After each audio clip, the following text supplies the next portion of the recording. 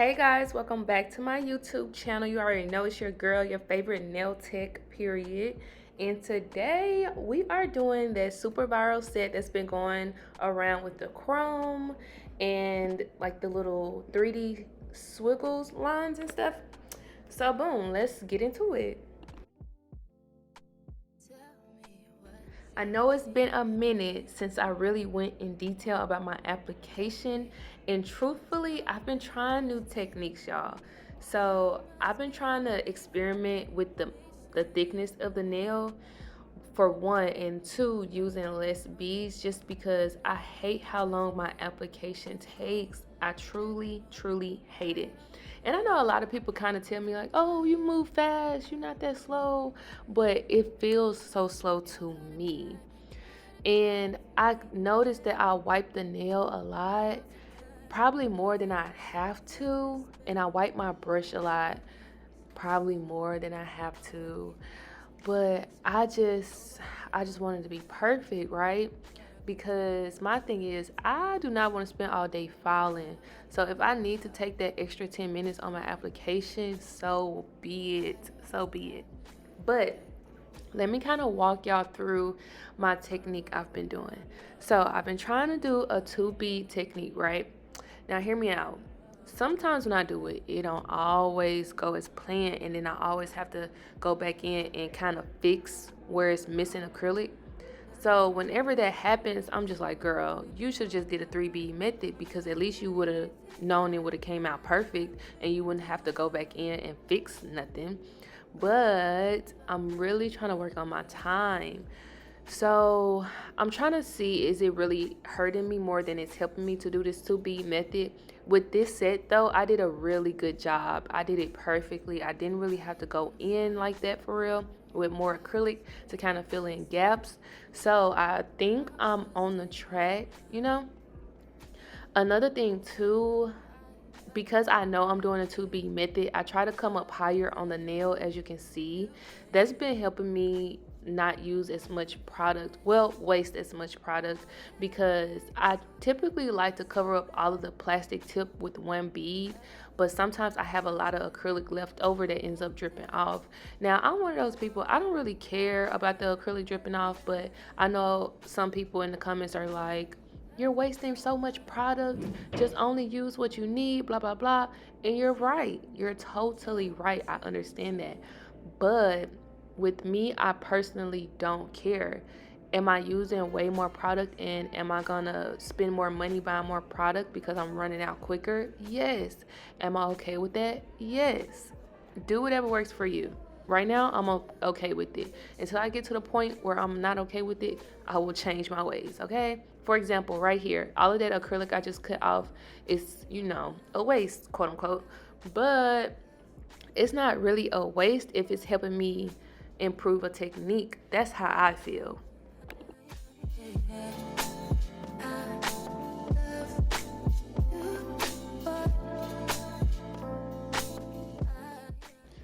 Another thing that kind of bothers me with my application, whenever the acrylic isn't drying fast enough for me. So I've been dropping a little bit more acetone in my monomer. You guys know that sometimes I use it if it's cold, or if it's the winter time, or I am working with a runnier acrylic brand. I put acetone in the monomer, just a couple little splashes, a little 1-2, nothing too crazy. But I am tempted to add a little bit more, simply because I get so frustrated when I'm trying to do my application and I'm trying to move on, but the tip of the nail isn't a box, it keeps moving. You see how it's like nice and sharp right there at the tip? If it keeps moving while I'm trying to move on, I'm gonna come back to it because it's gonna bother me, right? So that's another thing I've been doing, kind of adding more acetone. I know that's probably not the best when it comes to the structure and the integrity of the acrylic, but until I run into a problem, I'm just gonna keep doing it. Just not too much, okay? Just not too much. Another thing I've been trying to focus on, sorry if you guys hear a lot of background noise. I'm in my suite right now, and it's more than one people in the building, so you might hear a lot of background noise, but Another thing I've been trying to work on is stop being such a perfectionist. I know I want it to look good and I know I want it to look perfect, and I just would rather not have any issues. But at the end of the day, I need to realize that I'm human. I'm not a robot. I can't just generate perfect nails. I am human, and that is okay. And clients, they understand that as well. We're not perfect, we're human. We can't do everything to the T. Now we can practice it and hopefully try to get to that level. But even if you get to that level, you're not gonna be like that every day. It's just not gonna happen. Honestly, you're human. Mistakes are gonna happen. No matter if you've been doing nails for 5 months or 5 years, it's gonna happen. So I just been trying to get out of my head as far as trying to make everything perfect.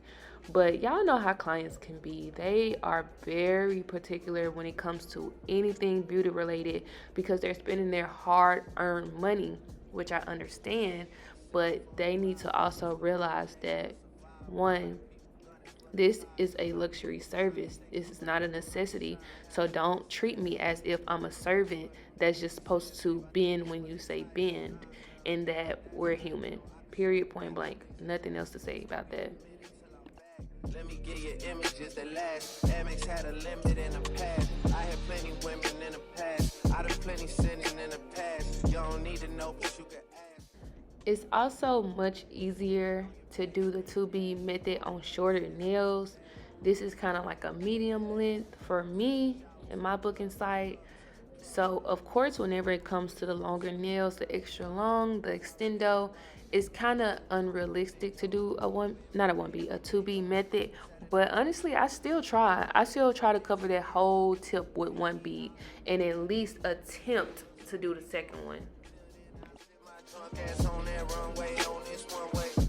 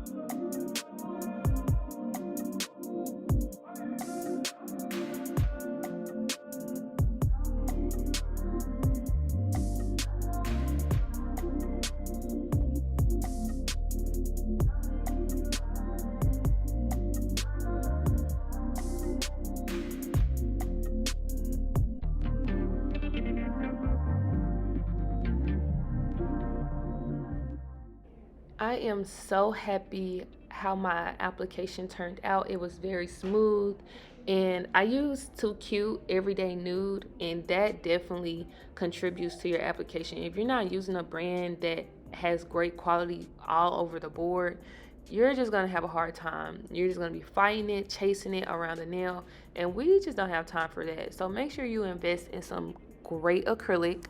Too Cute, of course, and Not Polished, amazing young nails.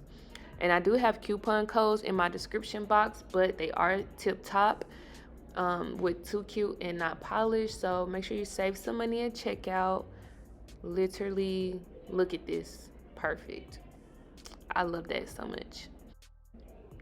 So I did cut out all of the shaping and filing only because I don't know. I personally don't like to watch that part. I always fast forward after that. Sometimes I watch it, sometimes I'll just skip it completely.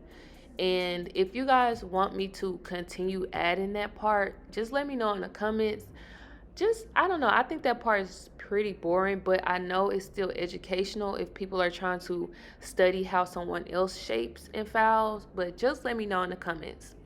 So right now I'm using my not polished gem gel that they have in a tube. I just put it on my palette and put it on with a brush instead so it can be more precise and detailed. I do know they have that flex gel that you can kind of roll in your hands and make a little snake out of it and put it on a nail. I just don't have any. So this is a great way for you guys to see that you can still do this trend if you don't have that flex gel. I think that's what it's called, flex gel.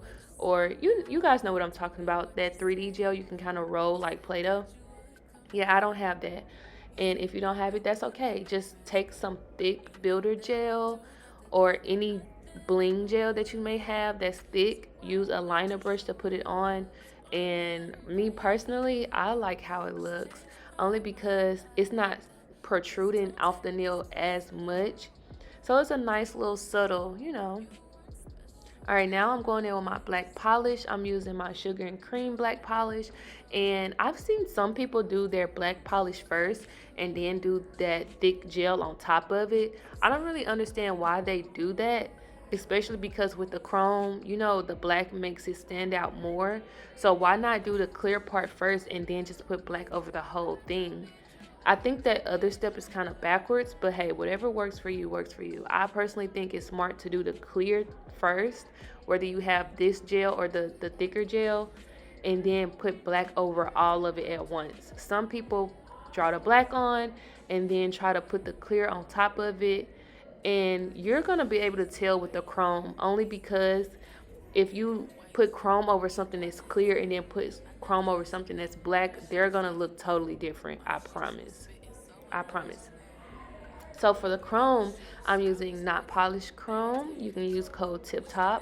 So you can see I'm kind of using a makeup sponge, like the wedge, and it's not really sticking that great. I go back in, I'm trying to dust over the tip of it, and it's not really sticking that great.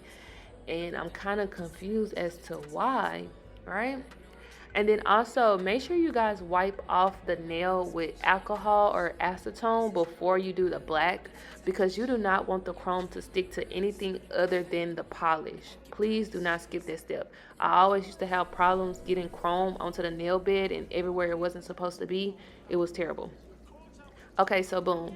I ended up cutting my finger out of the glove because the makeup sponge was just not doing it.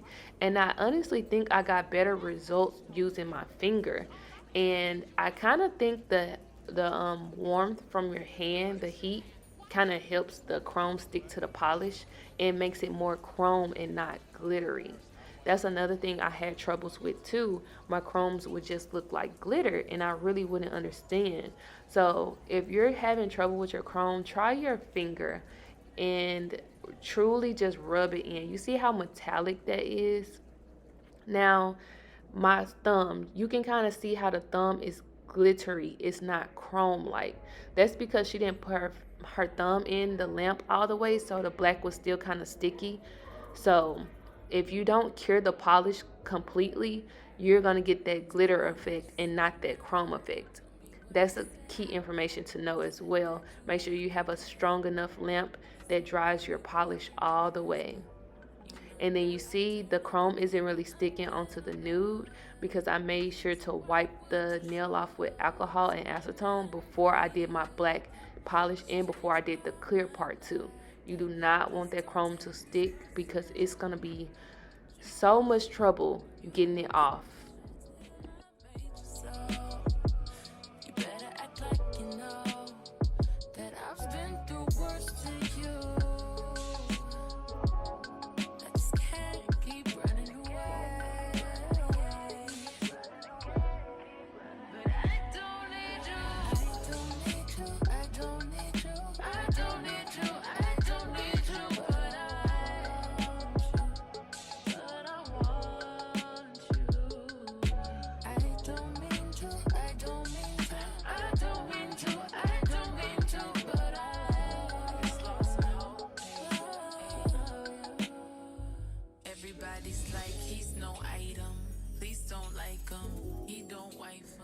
So she really liked how they looked like this. I did too, but we decided to add some pearls because she showed me an inspo picture.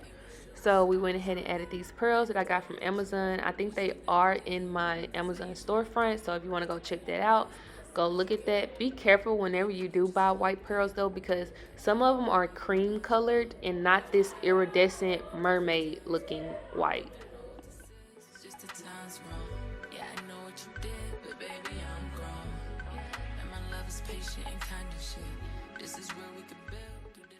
I'm using my Creations bling gel to adhere the pearls. The reason why I didn't use that not polish gem gel for the lines that I did earlier is because this Creations one is a little bit thicker, a little bit more tackier, and more, it keeps it more stuck in place. So I opted to use this one instead. Don't mind my broken nail, y'all. It's your girl. It's been rough. Okay, just ignore that. But yes, make sure that you have one of these small UV handheld flashlights. They come in handy so much. I've normally gravitate using them whenever I'm doing like big charms, and whenever they put their hand inside the lamp, you risk it sliding off to the side or it just not being even and straight. And just use that little flashlight to flash cure, and I promise it makes your job so much easier.